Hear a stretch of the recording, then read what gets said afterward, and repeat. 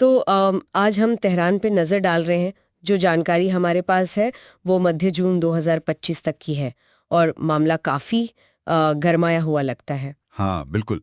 पिछले कुछ हफ्तों में बहुत कुछ हुआ है। चलिए इसी में थोड़ा गहराई से उतरते हैं, समझने की कोशिश करते हैं कि ये जो भू राजनीतिक घटनाएं हो रही हैं इनके मायने क्या हैं। जरूर। शुरुआत शायद हमें उस बड़ी घटना से करनी चाहिए। जून की शुरुआत में शायद 13-14 जून के आसपास इजराइल का ऑपरेशन राइजिंग लायन। हाँ, ये बहुत अहम हमला था। इसमें सीधे तेहरान के परमाणु और सैन्य ठिकानों को निशाना बनाया गया। यहाँ तक कि आईजीआरसी मतलब रेवोल्यूशनरी गार्ड कोर के कमांड सेंटरों पर भी हमले हुए। जी, और रिपोर्ट्स थी कि मोसाद ने कुछ खुफिया ड्रोन इस्तेमाल किए। अच्छा, किस लिए? ऐसा कहा जा रहा है कि तेहरान और दूसरे शहरों में ईरान के एयर डिफेंस और मिसाइल साइट्स को काफी हद तक बेकार करने के लिए। बाप रे। और इसका असर ईरान के अंदर क्या हुआ? असर तो देखिए बहुत गहरा पड़ा। ईरान के खुफिया प्रमुख मोहम्मद काजेमी और कई दूसरे सीनियर अधिकारी और वैज्ञानिक मारे गए। ये तो उनके सैन्य नेतृत्व के लिए एक बहुत बड़ा झटका होगा। बिल्कुल, एक बड़ा झटका। और आम लोगों पर? आम लोगों पर भी भारी असर पड़ा।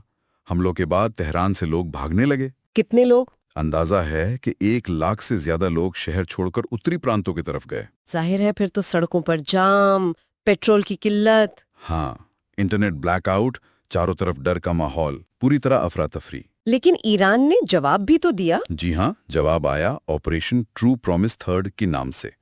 इजराइल पर 150 से ज्यादा बैलिस्टिक मिसाइलें और 100 से ज्यादा ड्रोन दागे। 150 मिसाइलें और 100 ड्रोन। हाँ, लेकिन इजरायली सुरक्षा सिस्टम जैसे आयरन डोम वगैरह उन्होंने ज्यादातर को रोक लिया, करीब 80 से 90%। अच्छा, तो मतलब ईरान का जवाब काफी हद तक नाकाम रहा। नाकाम तो नहीं कहेंगे, लेकिन हाँ, इजरायली डिफेंस काफी मजबूत साबित हुआ।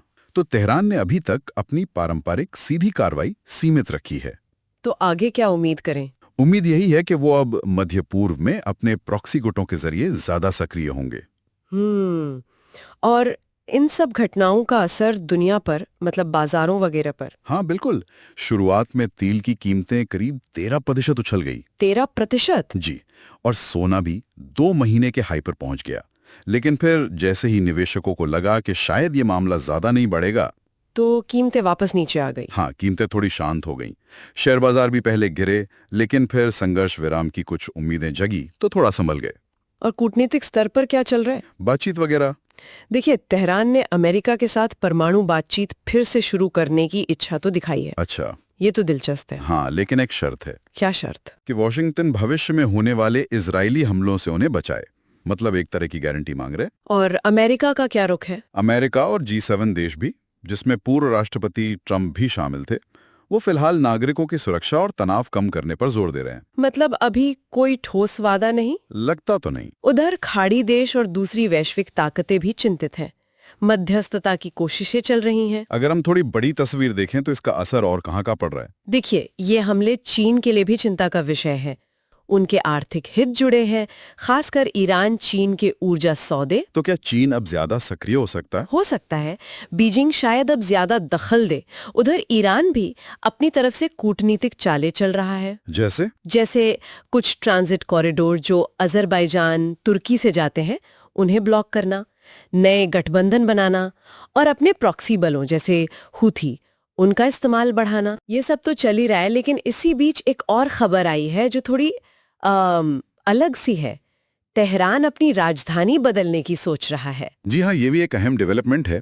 इस सारे तनाव के बीच तेहरान सरकार एक पुरानी योजना पर आगे बढ़ रही है। पुरानी योजना? हाँ, तेहरान में आबादी बहुत ज्यादा है, पानी की किल्लत है, प्रदूषण है, तो राजधानी बदलने की बात पहले भी उठी है। लेकिन अभी क्यों इस संकट के बीच? यही तो दिलचस्प है।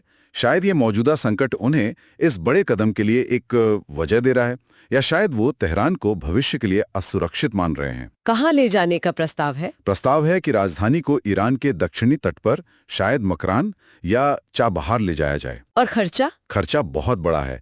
अनुमान है 77 से 100 अरब डॉलर के बीच। बाप रे, इस माहौल में इतना बड़ा खर्चा? जी, ये दिखाता है कि ईरान सिर्फ मौजूदा संकट से ही नहीं निपट रहा, बल्कि लंबी अवधि की योजनाएं भी बना रहा है। तो अगर हम सब कुछ समेटें, हमने देखा कि कैसे सीधे सैन्य टकराव हुए, कूटनीति के दांव पेच खेले जा रहे हैं और ईरान के अंदर भी बहुत कुछ चल रहा है। हाँ, यहाँ मुख्य बात यह है कि इजराइल का सीधे तेहरान पर हमला करना एक बड़ा बदलाव है। ये प्रॉक्सी युद्ध से हटकर खुले संघर्ष की तरफ इशारा है। और ये तेहरान को मुश्किल में डाल रहा है। बिल्कुल। उन्हें जवाबी कार्रवाई, कूटनीति, अंदरूनी स्थिरता और अपनी परमाणु महत्वाकांक्षाओं, इन सब के बीच एक बहुत मुश्किल संतुलन साधना पड़ रहा है। परमाणु बातचीत की पेशकश वो एक तरह का व्यवहारिक संयम दिखाती है, लेकिन सशर्त है। और ये जो भारी हमले हुए हैं, ये तेहरान को दो रास्तों पर धकेल सकते हैं। कौन से दो रास्ते? या तो वो पूरी तरह परमाणु हथियार बनाने की तरफ बढ़े, या फिर अपनी सुरक्षा और मजबूत करने के लिए और गहरी तैयारी करें। और जाते जाते एक सवाल मैं सोच रही थी जी। कि इतने बड़े बाहरी दबाव और इस फौरी संकट के बीच तेहरान अपनी राजधानी बदलने जैसी इतनी लंबी अवधि की अरबों डॉलर की योजना पर ध्यान क्यों दे रहा है? ये उनकी भविष्य की सोच के बारे में क्या बताता है?